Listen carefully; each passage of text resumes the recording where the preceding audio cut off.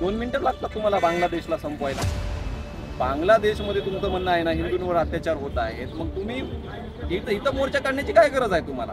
महाराष्ट्रामध्ये हे सरकार जे आलेलं आहे ते चिटिंग मारून आलेलं सरकार आहे, नकला मारून पास झालेलं सरकार आहे। 1 महिन्याची डिलिव्हरी झालेली महिला आहे, तिलाही बाथरूममधून काढून त्यांनी मारलं, अत्यंत क्रूरपणे त्यांनी लोकांना मारलं। तुम्हाला निष्पन्न होईल की ह्या सगळ्या घटनेमागचं सूत्रधार कोण आहे? आनंद भरोसे पराभूत झाले, मुद्दा असा आहे की पराभूत झाले त्याचा कुठेतरी त्यांच्या मनामध्ये राग आहे, आणि त्यांचा राग असा आहे भारताच्या सीमेवर जेवढी स्फोटक परिस्थिती नाही, भारताच्या अंतर्गत एवढी स्फोटक परिस्थिती निर्माण झालेली आहे। आणि स्थिती कोण निर्माण केली? ही भाजपाने केली आहे, संघानं केलेली आहे, RSSने ही स्थिती, सरकार धार्जिनी ही दंगल आहे, सरकारनं घडवलेली दंगल आहे। आणि सरकार ज्या ज्या वेळेला दंगल घडवते त्या त्या वेळेला ते सगळं चिरडून टाकतात। वच्छलाबाई मानवती नावाच्या महिलेचा काय गुन्हा होता?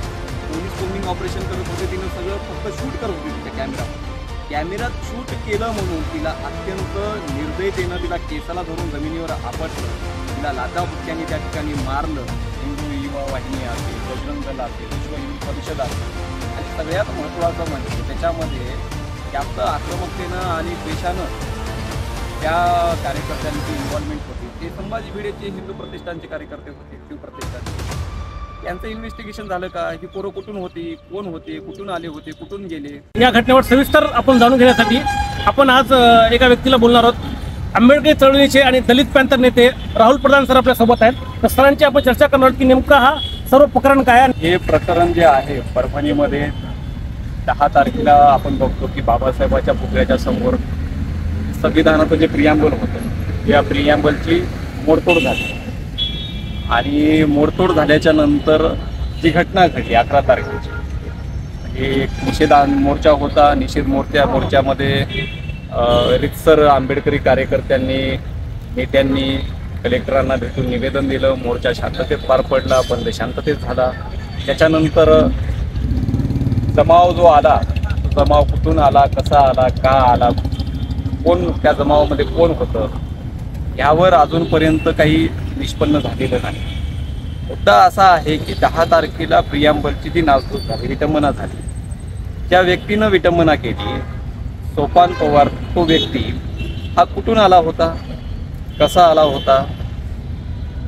पुतळ्यापाशी तो अचानकपणे काय असा अवतरला तर नव्हता ना, तो ज्या ठिकाणाहून आला होता त्याला ज्या व्यक्तीनं गाडीवर आणून त्या ठिकाणी सोडलं होतं त्या व्यक्तीला अजूनपर्यंत पोलिसांनी का शोधलं नाही? त्या गाडीला का अजूनपर्यंत का आयडेंटिफाय केलं नाही?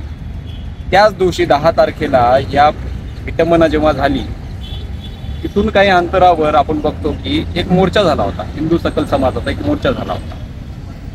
त्या मोर्चामध्ये आपण बघतो की संविधानाच्या विरोधामध्ये घोषणाबाजी झाल्या, संविधानाच्या विरोधामध्ये भाषणं झाली, या देशातील मुस्लिमांच्या विरोधामध्ये भाषणं झाली, या देशातील मायनॉरिटीजच्या विरोधामध्ये भाषणं झाली। त्यांना त्यांच्या भाषणामध्ये असा उल्लेख होता की आम्हाला हिंदू राष्ट्र बनवायचं आहे, आम्हाला हिंदू राष्ट्र करायचं आहे, हे आम्हाला मान्य नाही, आंबेडकरांनी जे काही या भारतामध्ये निर्माण केलेलं संविधानाच्या माध्यमातून आहे ते आम्हाला मान्य नाही, आणि अत्यंत प्रक्षोभक भाषणं त्या ठिकाणी झाली। मुद्दा असा येतो की ह्या सगळ्याच्या पाठीमागची जी क्रोनॉलॉजी आहे, या पाठीमागचं जे एकूण डोकं जे आहे, जो मास्टर माइंड आहे या घटनेतला, ते अजूनपर्यंत पोलिसांनी का शोधला नाही? सकल हिंदू समाजाचा जो मोर्चा झाला त्या मोर्चाचे आयोजक कोण आहेत?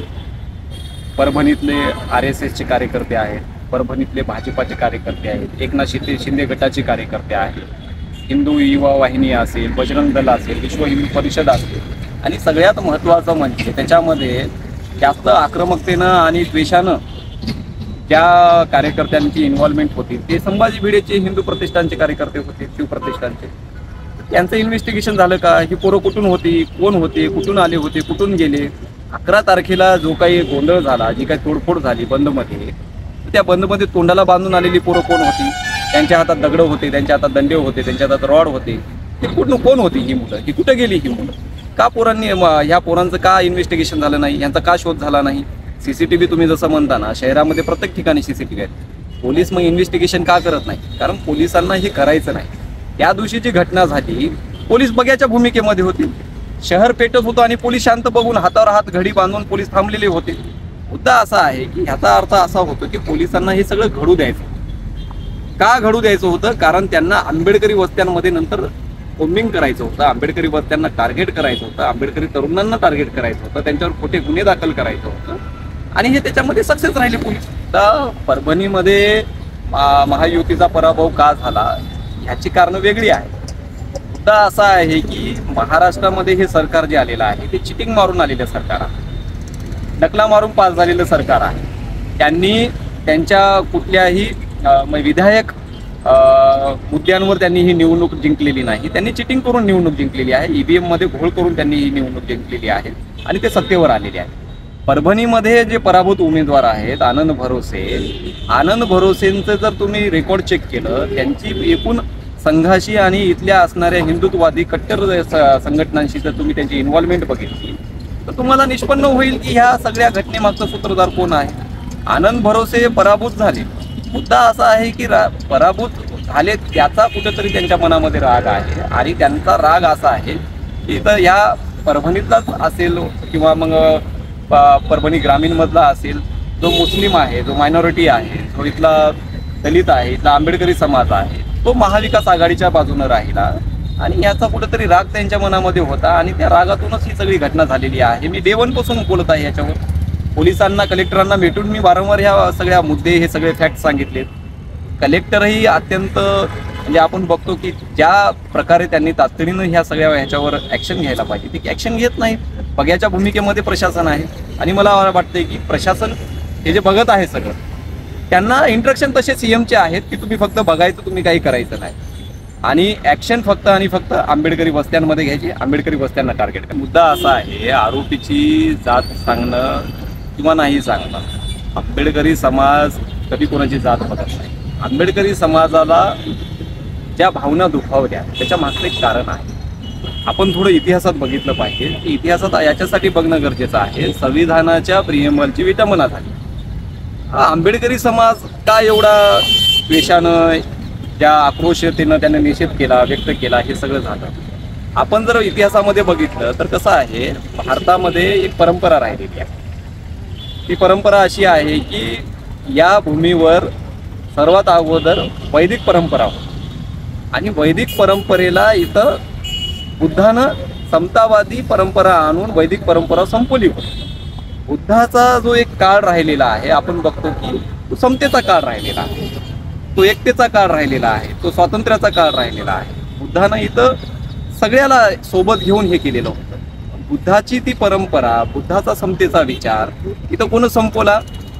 त्याच वैदिक परंपरेला मानणाऱ्या लोकांनी, ज्या पुष्य शंखमित्र आहे, त्यांना इथं मनुस्मृती आणली आणि बुद्धाच्या क्रांतीला त्यांनी प्रतिक्रांती म्हणून छेद दिला. आणि आपण बघतो की बुद्धाच्या नंतर जी मनुस्मृती आली, मनुस्मृतीपासून ते आता बाबासाहेबांपर्यंत आपण बघतो की हा एवढा जो काळ आहे, मध्यंतरीचा जो काळ आहे, तो मनूचा कायदा या ठिकाणी होता. मनूची ऑर्डर या ठिकाणी या भारतामध्ये चालायची, या भूमीवर चालायची. बाबासाहेबांनी त्या ऑर्डरला जाळून टाकलं, त्या मनूला जाळून टाकलं बाबासाहेबांनी. आणि बाबासाहेबांनी इथं भारताचं संविधान आणलं. जे भारताचं संविधान म्हणजे काय आहे, ते एक सोशल कॉन्ट्रॅक्ट आहे, ते सोशल ऑर्डर आहे. भारतातल्या प्रत्येक नागरिकाला ते त्यांचे न्याय आणि अधिकार देते. भारतातल्या प्रत्येक व्यक्तीला समता, स्वतंत्रता, बंधुता आणि न्याय देते. आणि म्हणूनच इथल्या RSS असेल, इथल्या भाजपाला असेल, बाबासाहेबांनं हे निर्माण केलेलं संविधान मान्य नाही. त्याचमुळं हे सगळं घडत आहे. ही त्यातली असणारी पार्श्वभूमी आहे. काल केंद्रीय मंत्री अमित शहानी एक वक्तव्य केलं, त्याच्यावर तुमचं काय मत आहे? मग मी तेच सांगितलं ना, इतिहासात जा ना.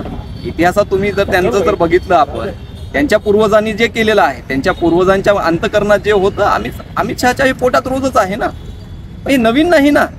काल त्यांचं हे स्टेटमेंट म्हणजे भारताला अशांत करणारं स्टेटमेंट आहे. तितकं वातावरण गरम आहे, त्याच्यात हे अजून अशी स्टेटमेंट करायला नाही. देशाचे गृहमंत्र्यांना असे वक्तव्य करणं किती शक्य आहे? त्यांना भारताला अशांत करायचं आहे.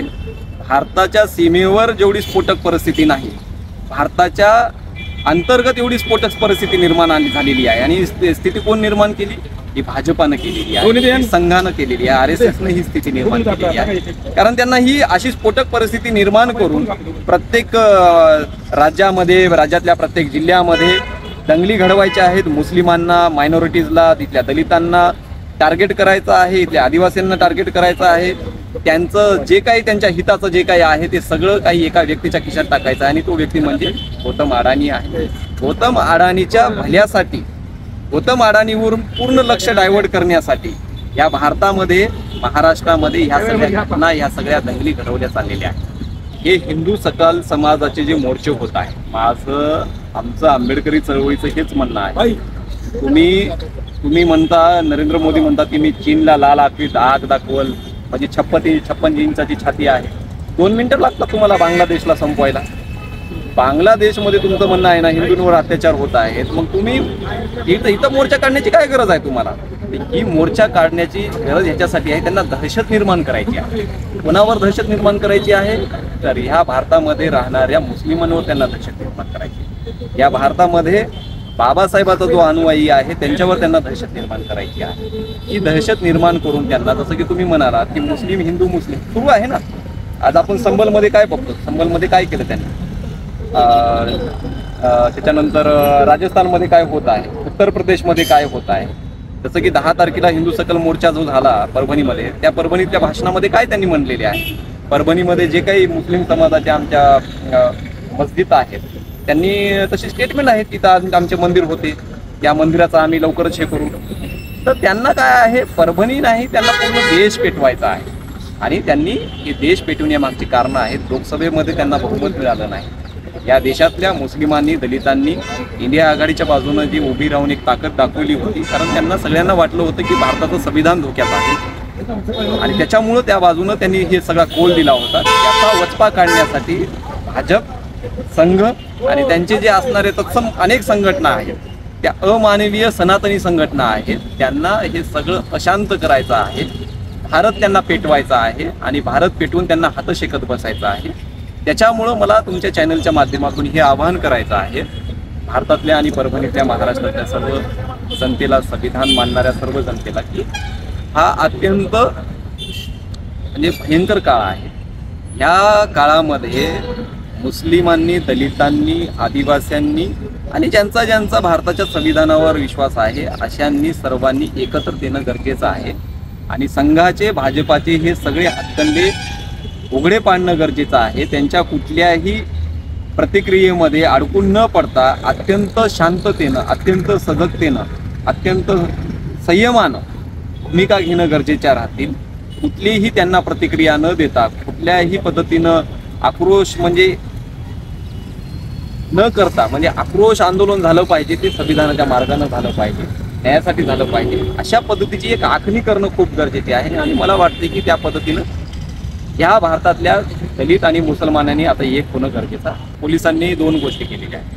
पहिली घटना 10 तारखेला झाली, त्याच्यानंतर पोलिसांचं स्टेटमेंट आहे की तो मनोरुग्ण आहे, तो पागल आहे, वेडा आहे.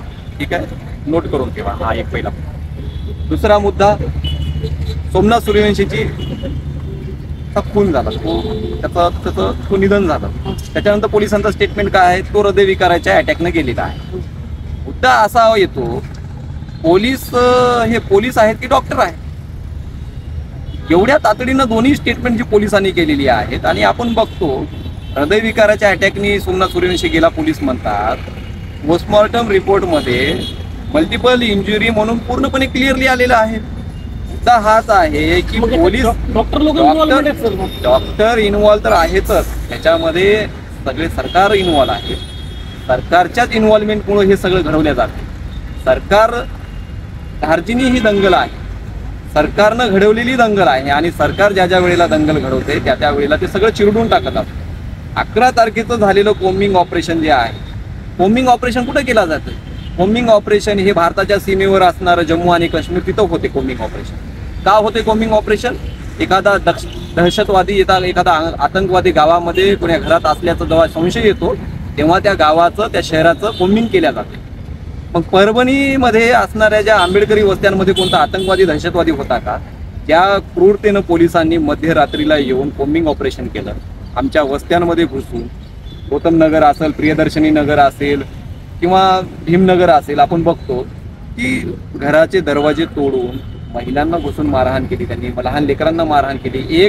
एक महिन्याची डिलिव्हरी झालेली महिला आहे, तिलाही बाथरूममधून काढून त्यांनी मारलं. अत्यंत क्रूरपणे त्यांनी लोकांना मारलं. प्रियदर्शिनी नगरमध्ये काही तरुण मुलांना पोलीस अत्यंत निर्दयपणे मारत होते, जनावराला मारतात. त्यामध्ये अनेक जण जे पकडलेले आहेत सगळे एज्युकेटेड आहेत, सगळे एज्युकेटेड हे ठरवून पकडलेले आहेत. सोमनाथ त्याच्यामध्ये अपवाद आहे असा नाही, त्याच्यामध्ये अनेक एज्युकेटेड मुलं आहेत. मी तेच म्हणतोय, भाजप हे अत्यंत शांत डोक्याने खेळत. जसं की डे 1 पासून ज्यावेळेला प्रकार झाला त्यावेळेला पोलीस असे बघत होते. परभणी शहर पेटत होतं, परभणी शहरामध्ये तोडफोड होत होती.